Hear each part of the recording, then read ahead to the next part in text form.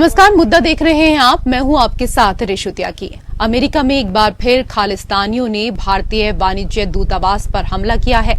San Francisco में स्थित Indian consulate में खालिस्तान समर्थकों के आग लगाने का मामला सामने आया है। सिख फॉर जस्टिस के आतंकी गुरपतवंत सिंह पन्नू के 8 जुलाई से विदेश में बने भारतीय दूतावासों को घेरने के ऐलान के अगले ही दिन इस वारदात को अंजाम दिया गया।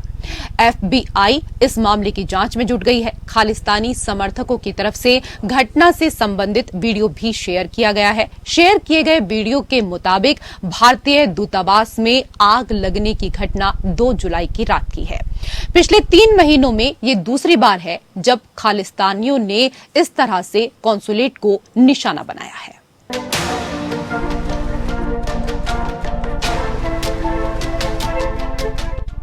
विदेशों में खालिस्तानियों के हौसले बुलंद होते जा रहे हैं। रविवार की रात अमेरिका में खालिस्तानियों ने भारतीय कॉन्सुलेट में आग लगा दी। खालिस्तानी कट्टरपंथियों ने रात 1:30 बजे से 2:30 बजे के बीच भारतीय वाणिज्य दूतावास में आग लगा दी। हालांकि सैन फ्रांसिस्को फायर डिपार्टमेंट ने इसे तुरंत बुझा दिया।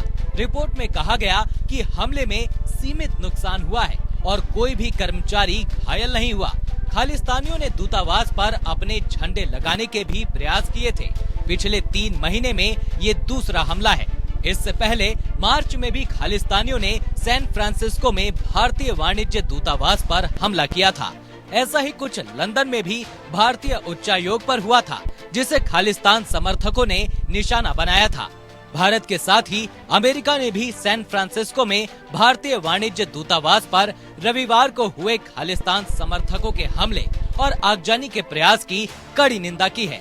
अमेरिकी विदेश विभाग के प्रवक्ता मैथ्यू मिलर ने ट्वीट किया, अमेरिका सैन फ्रांसिस्को में भारतीय वाणिज्य दूतावास के खिलाफ बर्बरता और आगजनी के प्रयास की कड़ी निंदा करता है। अमेरिका में राजनयिक संस्थानों या विदेशी राजनयिकों के खिलाफ बर्बरता या हिंसा एक अपराध है।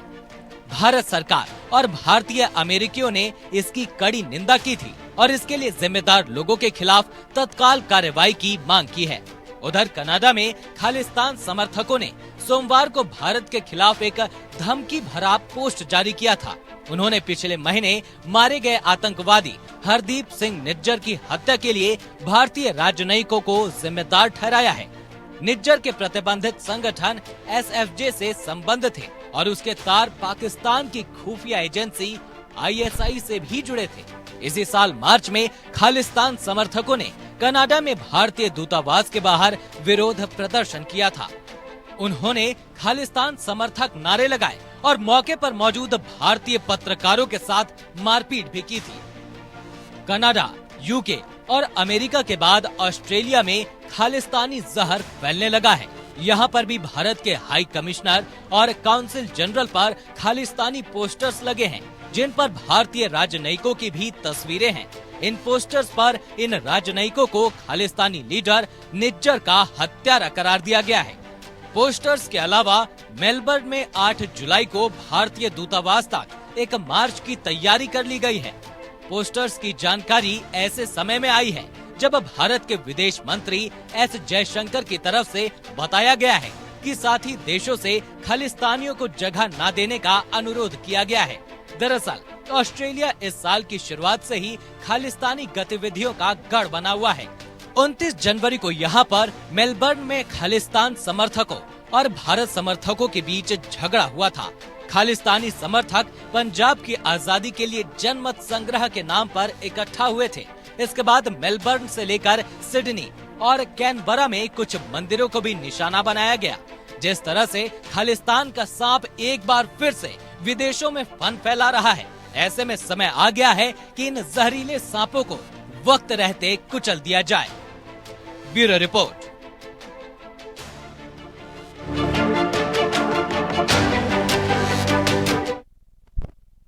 तो इस विषय पर चर्चा के लिए कई विशेष अतिथियों का पैनल हमारे बीच मौजूद है। उनका परिचय सबसे पहले आपके साथ कराते हैं। हमारे साथ जितेंद्र ओझा, जियो पॉलिटिकल एक्सपर्ट जुड़ चुके हैं। जितेंद्र ओझा जी, बहुत बहुत स्वागत है आपका। हमारे साथ पूर्व राजनयिक मंजू सेठ जी भी जुड़ चुकी हैं, आपका भी बहुत बहुत स्वागत है मैम। हमारे साथ पूर्व डीजीपी ए.के. जैन जी भी जुड़ चुके हैं, सर आपका भी बहुत बहुत स्वागत है। और पहला सवाल मेरा आपसे ही है, पिछले 3 महीनों में ये दूसरी बार है जब खालिस्तानियों ने सैन फ्रांसिस्को की इस कॉन्सुलेट को निशाना बनाया है। भारत इस तरह की घटना को लेकर किस तरह की कार्रवाई करे, चूंकि यह विदेशी धरती पर हो रहा है तो उन देशों के सहयोग के बिना इस पर काबू नहीं पाया जा सकता है। विदेश मंत्री हैं श्री एस जयशंकर, उन्होंने इसको रिपीटेडली कहा है। कनाडा को, यूएस को, यूके, ऑस्ट्रेलिया, इन 4 कंट्रीज में इस तरह के प्रोटेस्ट सामने आए हैं। अनफॉर्चुनेटली वहां की गवर्नमेंट जो हैं वो थोड़ा माइनॉरिटीज के हक को ध्यान में रखते हुए थोड़ा हेसिटेंट रहती हैं कि उनके खिलाफ कार्रवाई की जाए। पर ये घटनाएं जो हो रही हैं, जो इंडिया हाउस पे हुई लंदन में और अन्य स्थानों पर हुई है, अभी हाल में कनाडा में पोस्टर्स लगाए गए हैं जिसमें Indian high commissioner, council general सबकी फोटो स्नैप्स हैं। ये सुरक्षा के दृष्टिकोण से घातक सिद्ध हो सकता है कि उनकी पहचान इस तरह से सार्वजनिक की जा रही है। बिल्कुल सही कहा सर आपने। और ये सवाल मैं करने वाली भी थी, लेकिन जितेंद्र ओझा जी, विदेशों में जिस तरह से भारत की एम्बेसी और कॉन्सुलेट को निशाना बनाया जा रहा है, ये तो उस विश्वास और समझौते पर हमला है जिसके बिना पर हमारे अधिकारी वहां सेवा कर रहे हैं। उस अंतर्राष्ट्रीय समझौते पर हमला है जो सुरक्षित राजनयिक गतिविधियों को प्रतिबद्ध करता है। मेरा सोचना थोड़ा, ये कोई लॉ एंड ऑर्डर प्रॉब्लम नहीं है, जिसे हम कहते हैं अनरिस्ट्रिक्टेड वॉरफेयर। ये युद्ध का ऐसा तरीका है जिसमें सब कुछ जायज बात है। और जहां तक पाकिस्तानी ISI का सवाल है, उसने एक बहुत इलेबोरेट इंफ्रास्ट्रक्चर शुरू किया है। जब से वो सिख लोगों में सेपरेटिज्म बढ़ा रहे हैं काफी दिनों से, बाद में पंजाब में देखिए कि ड्रग ट्रेड उन्होंने लाया, फिर सिखों को इन्वॉल्व किया, और ऑर्गेनाइज क्राइम और ये जो अनरिस्ट्रिक्टेड वॉरफेयर है या इस किस्म के जो झगड़े हैं, दोनों जुड़े हुए हैं। तो पाकिस्तान ISI का एक एक्सपर्टीज इसमें जुड़ चुका है। और जहां तक दूसरे देशों का सवाल है, कई दफे ये होता है कि वहां के देश जो है प्रेशर में आते हैं, बड़े लॉबीज हैं उनके इसमें आते हैं और उनकी भी पॉलिटिकल कंपल्शन होती है। तो उनको लगता है कि शायद सिख कम्युनिटी में ऐसे लोगों, ये लोग जो बहुत मुखर है, बहुत वोकल है, तो उनको प्लेकेट करना शायद उनके किसी पॉलिटिकल सेक्शन का एक हिस्सा है। जहां तक उनके law and order enforcement agencies का सवाल है, उनके लिए ये बहुत हाई प्रायोरिटी नहीं है। प्रायोरिटी तो है कि एक डिप्लोमेटिक एस्टैब्लिशमेंट पे झगड़ा हो रहा है तो बहुत हद तक प्रायोरिटी है, मगर उतनी अधिक प्रायोरिटी नहीं है। तो मेरा मानना है कि इस नए अनरिस्ट्रिक्टेड वॉरफेयर को उसके सही तरीके से समझकर उसको सही तरीके से लड़ने की जरूरत है। हमें वहां के इंटरनल मैटर्स में बिल्कुल इंटरफेयर नहीं करना है, लेकिन कम्युनिटी से इंगेज करना, खास करके मैं इसे एक प्रैक्टिशनर के रूप में भी कह रहा हूं, क्योंकि मैं भी एज ए डिप्लोमेट पोस्टेड रहा और कई दफे जो ऐसे ग्रुप्स हैं उनसे बातचीत करने का मौका मिला। तो कम्युनिटी में इनको आइसोलेट करना बहुत जरूरी है। और जो दूसरे इंटरनेशनल जैसे क्राइम नेटवर्क्स हैं, उसमें हमें और एक्सपर्टीज बढ़ाने की जरूरत है कि इसको चोक किया जाए। और आखिर में रेशु जी, मैं ये कहता हूं कि ऑफेंस ही एकमात्र डिफेंस होता है। जब तक पाकिस्तानी ISI के ऑपरेशंस को दुनिया भर में आप घुटने पर नहीं ले जाते, तब तक ये छोटे मोटे इंसिडेंट या इससे भी बड़े इंसिडेंट होते रहेंगे। क्योंकि नेक्स्ट जनरेशन, थर्ड जनरेशन जो इमिग्रेंट्स है या सेकेंड जनरेशन जो इमिग्रेंट्स है, उनको वास्तविकता से वो वाकिफ नहीं है कि भारत में क्या हो रहा है और बहुत जल्दी मिसगाइड हो जा रहे हैं। और पाक ISI अपने जो स्ट्रीट गैंग्स है या दूसरे जो गैंग्स है, उसके जरिए इनको हुडविंक किए जा रही है, सबवर्ट किए जा रही है। तो हमें इस समस्या को ठीक से समझ के और बड़े दिमाग से लड़ने की जरूरत है। और बिल्कुल सही कहा आपने सर कि अब यहाँ पर दिमाग से लड़ने की जरूरत है। और जैसे कि अभी A.के. जैन जी ने जो बातें उठाई, मंजू सेठ जी, हमने सुना, अब बात यहाँ पर यही है कि यह वही अमेरिका है जिसने रूस यूक्रेन संघर्ष के दौरान सभी ऑनलाइन प्लेटफॉर्म पर सूचनाओं का एकाधिकार जमा दिया था, सब जगह अपने मन माफिक सूचनाओं को फिल्टर किया, जबकि वहीं हमारे देश के राजदूत के खिलाफ सोशल मीडिया पर पोस्ट वायरल हो रही हैं, उस पर कोई संज्ञान नहीं लिया गया है। क्या यह अमेरिका की ओर वियना कन्वेंशन का अपमान नहीं है? बिल्कुल, एब्सोल्युटली। वियना कन्वेंशन के तहत आप इस किस्म की सिक्योरिटी जैसे थ्रेटन हो रही है, उनकी सारी एग्जैक्टली उनके जो हमारे कॉन्सुलेट्स के वेबसाइट है उन पे तो उनकी डिटेल्स हैं ही, लेकिन इस किस्म से ओपनली थ्रेटन करके उनको सर्कुलेट करना ये बिल्कुल उनको थ्रेट है उनकी सिक्योरिटी को, और यूएस का ये बिल्कुल दायित्व बनता है कि वो इंश्योर करे इस किस्म का कोई भी थ्रेट और ये जो इस टाइप की जो इनको जो खालिस्तानियों की और इनको सबको जो वो हवा दे रहे हैं और जो उनको अलाउ कर रहे हैं ये सब एक्टिविटी, उनको बहुत जरूरी है कि उसको रोके। और ये बिल्कुल वियना कन्वेंशन के खिलाफ है कि आप क्योंकि this is indirect threatening, direct threat ना भी हो उनकी सारे उनकी जो डिटेल्स है, पर थ्रेट है on the threatening their life. Plus ये जो इन्होंने कॉन्सुलेट में जो आग लगाई है ये भी एक डायरेक्ट थ्रेट है, क्योंकि आपकी सिक्योरिटी क्या कर रही थी, कैसे वहाँ पे आग लगी है हमारे कॉन्सुलेट पे। इंडिया पे अटैक है ये। बिल्कुल बिल्कुल सही आपने कहा, इंडिया पर ये सीधा एक तरीके से कह सकते हैं कि अटैक है, और सिक्योरिटी उस दौरान क्या कुछ कर रही थी। एके जैन जी, जिन देशों में हमारे दूतावासों या कॉन्सुलेट को निशाना बनाया गया उन देशों ने कोई ठोस कार्रवाई करके नजीर नहीं बनाई, मामला निंदा और सामान्य पुलिस कार्रवाई तक रह गया। क्या इस वजह से ही अलगाववादियों का हौसला बढ़ा हुआ है, जबकि राजनयिक प्रतिष्ठानों पर हमले को विशेष सुरक्षा संकट की तरह लिया जाना चाहिए? क्या इंडिया में कनाडा, ऑस्ट्रेलिया, यूएसए, यूके की एम्बेसीज पे जो काउंसिल जनरल्स के ऑफिसर्स हैं, कभी उन पे अटैक होता है? नहीं। वहां पे बैरियर्स लगे हुए हैं, वहां पर पूरी सुरक्षा दी गई है। इस दिशा में एक ठोस कदम उठाया गया था कि दिल्ली में जब इंडिया हाउस पर अटैक हुआ लंदन में, तो जो यूके के हाई कमिश्नर हैं, जो एम्बेसी है ब्रिटिश एम्बेसी, उस पर सुरक्षा कम कर दी गई। एक मैसेज देने की कोशिश की गई कि अगर आपके यहाँ इस प्रकार की घटनाएं होंगी तो हमें भी आपकी जो एम्बेसीज हैं उनकी सुरक्षा कम करनी होगी। वहां की सुरक्षा एजेंसियों को आप कम करके नहीं आंक सकते हैं, उनके पास सारी जानकारियां हैं, पर आवश्यकता इस बात की है कि इस घटना की जांच भी एनआईए को दी जाए, इन सब चेहरों को चिन्हित कराया जाए, इनके पासपोर्ट्स अगर इंडिया के हैं, पीआईओ स्टेटस है, बहुत सी तरीके से इनको काबू में किया जा सकता है।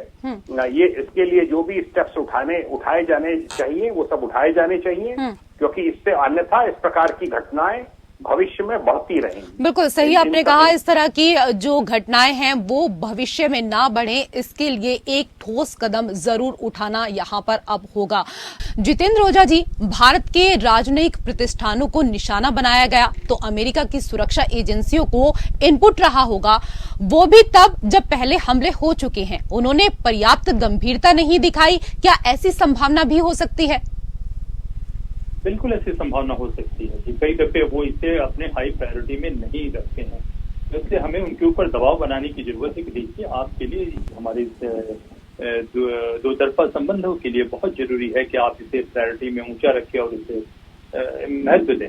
लंदन का जैसे जिक्र होता है, लंदन में जब मैं था उस समय हम लोग बातचीत करते थे सुरक्षा साल से, तो हमारे एम्बेसी के एकदम पास में आके एजुटेशन होता है और हम लोगों ने कहा कि देखिए दिल्ली में आपके पास हम लोगों ने बैरियर लगा रखा है। तब उन्होंने माना और कहा कि कोई भी एजुकेटर जो है एम्बेसी की बिल्डिंग के पास नहीं आ सकता है, एक सड़क आती है, बोले कि सड़क के दूसरी तरफ रह के आप कर सकते हैं। तो एजुकेशन वगैरह भी आना बंद हो चुका था, फिर पता नहीं कैसे ये हो गया कि लोग बिल्डिंग में पहुंच गए। तो देखिए ये सुरक्षा की जो बात है, वहां पे एम्बेसी में जो लोग होते हैं, खास करके एक पोस्ट होती है जो एम्बेसी की सुरक्षा देखते हैं, उनकी टीम होती है, तो उन लोगों को भी एक दबाव बनाने की जरूरत है और भारत के सरकार की तरफ से भी, यहाँ भी मंत्रालय से दबाव बनाने की जरूरत है इसे अहमियत से।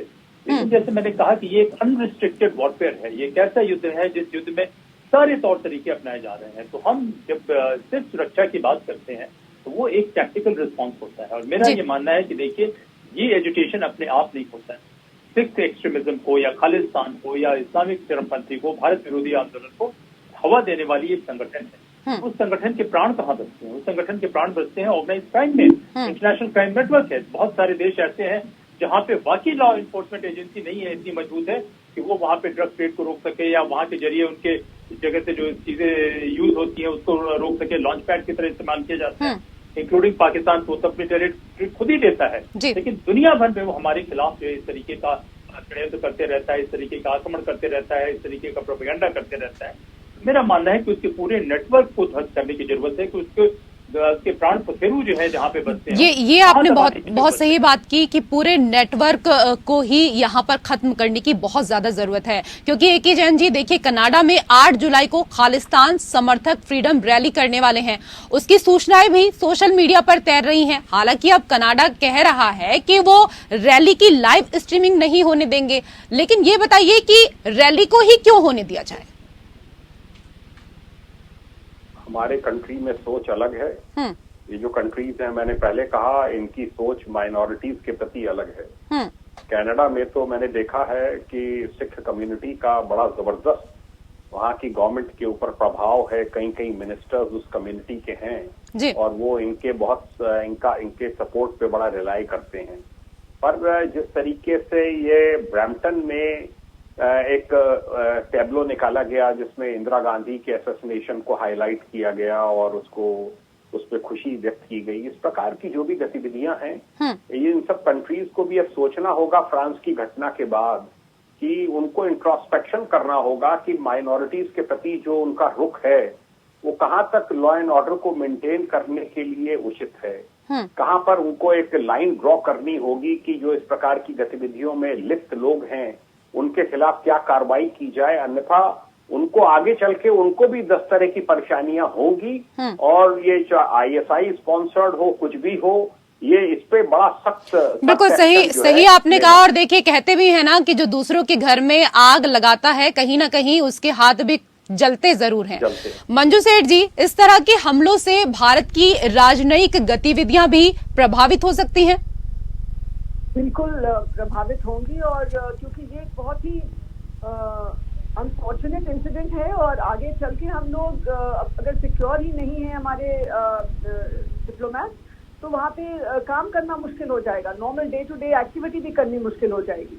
और जैसे और वक्ताओं ने कहा, ये बहुत इम्पोर्टेंट है कि इसको रोका जाए, दबाव डाला जाए, और डेफिनेटली जो इनको फंडिंग मिलती है उसको बंद करना ही होगा, क्योंकि इनको फंडिंग मिलती है तभी इनके इतने हाई इतनी एक्टिविटी होती है। उनके जो क्या कहते हैं, जोश रहता है इनमें कि हम ये कर सकते हैं, वो कर सकते हैं, थ्रेटन करते रहते हैं इंडिया को सब समय। तो आई थिंक इनकी फंडिंग बिल्कुल बंद करनी होगी। लेकिन दूसरी बात है, जैसे ओझा जी ने भी कहा कि वहाँ पे इतनी कम्युनिटी इतनी इन्फ्लुएंशियल हो गई है, उनके पास इतना पैसा है पॉलिटिकली, क्योंकि वो पॉलिटिकली कनेक्टेड रहते हैं, उनको फंडिंग देते हैं सारे पॉलिटिशियंस को, तो कोई कुछ उनकी तरफ एक सॉफ्ट अप्रोच उन्होंने वहाँ पे अप्लाई करते हैं, उनको ज्यादा सख्ती से नहीं पेश आते। लेकिन अभी बिल्कुल करना पड़ेगा, क्योंकि सख्ती से पेश नहीं आएंगे तो उनको खुद भी उनके ऊपर भी असर होगा। स्पेशली जो नेक्स्ट जनरेशन है, उनको अगर रेडिकलाइज किया जाए और उनके जो माइंडसेट को चेंज ऐसे कर रहे हैं, भड़का रहे हैं, तो ये कनाडा के लिए, अमेरिका के लिए भी हानिकारक हो सकता है। इसलिए दोनों देशों को, और ये यूके में भी, ऑस्ट्रेलिया में भी, सभी को, सरकारों को एक एक्शन लेना होगा कि ये नेटवर्क है, इनकी फंडिंग जरूरत को रोका जाए। टेरर फंडिंग की बात होती है, ये भी टेररिज्म की तरह ही बिहेव कर रहे हैं, जैसे किसी को भी मारने को तैयार है और धमकियां दे रहे हैं जी। तो इनकी जो फंडिंग है उसको रोकना होगा। और इनका जो बिल्कुल सही आपने कहा कि फंडिंग रोकना बहुत ज्यादा जरूरी हो गया है। बहुत बहुत शुक्रिया आप सभी मेहमानों का हमारे साथ इस चर्चा में जुड़ने के लिए। मुद्दा में मेरे साथ फिलहाल इतना ही। नमस्कार।